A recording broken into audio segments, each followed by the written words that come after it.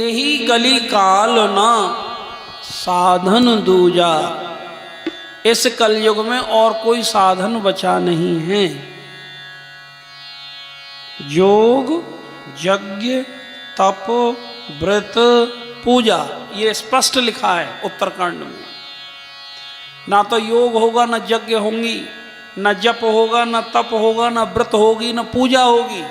लेकिन एक ही साधन बचा है, राम ही सुमरिए, भगवान का नाम जप करिए, प्रभु को पुकारो। सुमरने का मतलब दीनता पूर्वक, हे नाथ आप हमें संभाल लेना, ये घर आपका, ये जीवन आपका, जो कुछ दिया प्रभु आपका ही है, बस आप हमारे हो जाओ, हे नाथ हम आपके बन जाएं, ऐसी हम पर कृपा करो। इसलिए कथा सुनी जाती है, इसलिए सतगुरु की शरण ली जाती है। एक भगवान से अपनापन हमको लगने लग जाए। श्री राम जय राम जय राम। तो राम ही सुमरिए, राम जी का सुमरण कीजिए, अपने कन्हैया का, मेरी राधा रानी सरकार का, और गाइए राम ही, भगवान का गुणगान करो, इस कथा को सुनो और सुनवाओ।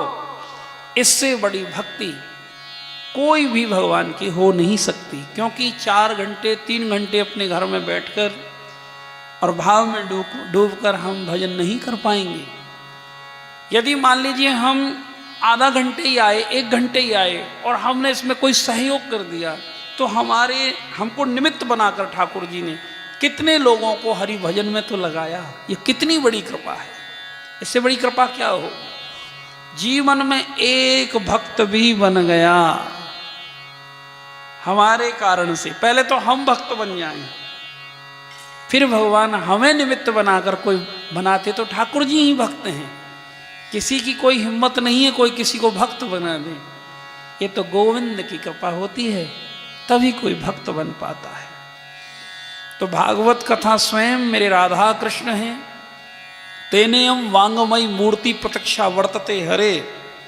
ये कोई और पोथी ग्रंथ नहीं है, साक्षात भगवान ही, राधा कृष्ण ही भागवत जी के रूप में हैं। ऐसे ही इनको प्रणाम करना चाहिए कि मैं साक्षात राधा कृष्ण को प्रणाम कर रही हूँ, और ऐसे ही प्रदक्षिणा करनी चाहिए। एक स्वयं राधा कृष्ण मेरा हाथ थामने के लिए, मुझको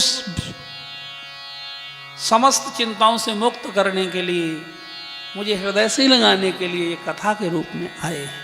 हम तो ऐसा ही भाव हृदय में आता है कि लाडली ने कितनी बड़ी कृपा करी। तो पहले ही श्लोक में आइए हरि गुरु कृपा से इस प्रथम श्लोक का रसास्वादन करते हैं। सच्चिदानंद रूपा है भगवान। कैसे हैं? सतचित आनंद। जब भी भगवान की अनुभूति किसी को होगी तो सतचित आनंद के रूप में। जब भगवान के नाम जपते जपते, कथा सुनते सुनते सुनते सुनते सुनते सुनते हृदय के दाग धुल जाते हैं और एकदम जीव भगवान के परम प्रेम में डूब जाता है। इस दुनिया को विश्वोत्पत्त्यादि हेतवे, इस दुनिया को बनाने वाले ठाकुर जी हैं। कोई ये अभिमान ना करे एक मेरा इतना बड़े बैंक बैलेंस, घर, कोठी, बंगला, ये कुछ समय के लिए ठाकुर जी ने दिया है, इसका सदुपयोग करें। विश्वोत्पत्त्यादि हेतवे, ये तो मेरे कन्हैया का है, मेरी राधा रानी का है। और हमारे अंदर के जो ताप है, शांति है, आनंद है, वो तब तक हमको नहीं आ सकता जब तक हम राधा कृष्ण के चरण कमलों का आश्रय नहीं ले लेते हैं।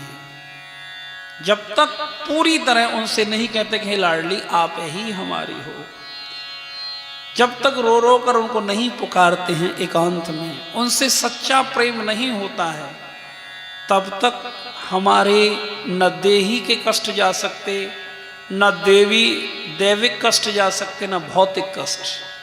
संपूर्ण कष्टों से निवृत्ति करने के लिए भगवान की शरणागति है। कोई तन दुखी, कोई मन दुखी, कोई धन बिन रहत उदास, थोड़े थोड़े सब दुखी सुखी राम के दास। भगवान के दास ही सुखी हो सकते हैं। इसलिए राधा जप राधा जप राधा जप बावरे, राधा जो बनावे तेरे बिगड़े सारे काज रे। तो जिसकी भी बिगड़ी बनी है वो हरि गुरु चरण का आश्रय लेने से, क्योंकि जीवन मृत्यु की तरफ जा रहा है, छन छन करके पल पल करके श्वास घटती जा रही हैं और कब कब में हम मृत्यु की गोद तक पहुंच जाएंगे पता भी नहीं लगेगा। कौन सी भयंकर बीमारी प्रारब्ध के रूप में हमारा पीछा कर रही है, कौन से पाप और अपराध इंतजार कर रहे हैं। एक कब ये भगवत नाम से विमुख हो और कब हम इसको पकड़ लें। तो भगवान की कथा इसलिए ही सुनी जाती है कि जो भयंकर पाप अपराध हमको बीमारियों के रूप में आने वाले हैं, उन सब से हम बचकर ठाकुर जी की शरणागति लेकर भगवान की भक्ति कर सकें।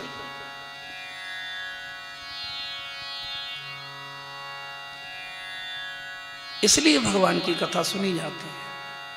इसलिए श्री कृष्णाय वयम नमः, आओ सब हम मिलकर राधा कृष्ण श्री जी के चरण कमलों का आश्रय लेते हैं। वो हमारे वेद व्यास जी कहते हैं संपूर्ण चिंताओं से मुक्ति पाने के लिए।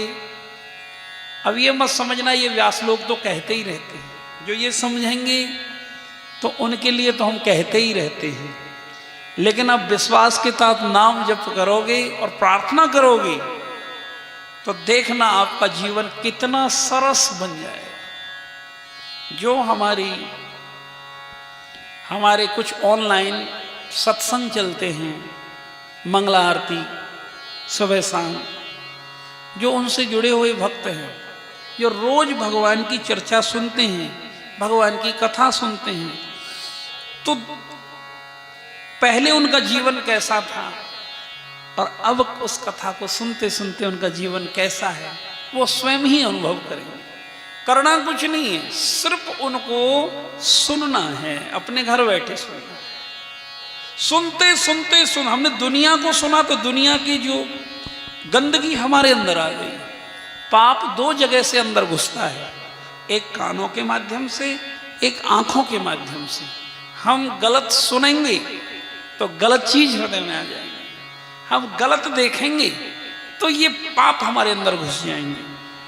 और कथा क्या दिखाती है? भगवान की दर्शन, कृष्ण दर्शन लालसा। कथा का जो लक्ष्य है श्री कृष्ण दर्शन लालसा। हमारे हृदय में राधा गोविंद से मिलन की भूख जगे, इसलिए भगवान की कथा सुनी जाती है। तो आइए वेद व्यास जी कहते हैं हम सब मिलकर लाडली सरकार के चरण कमलों का आश्रय ले लेते हैं। हे लाडली तेरी शरण, हे किशोरी तेरी शरण, हे स्वामिनी तेरी शरण। तेरी शरण लाडो तेरी शरण,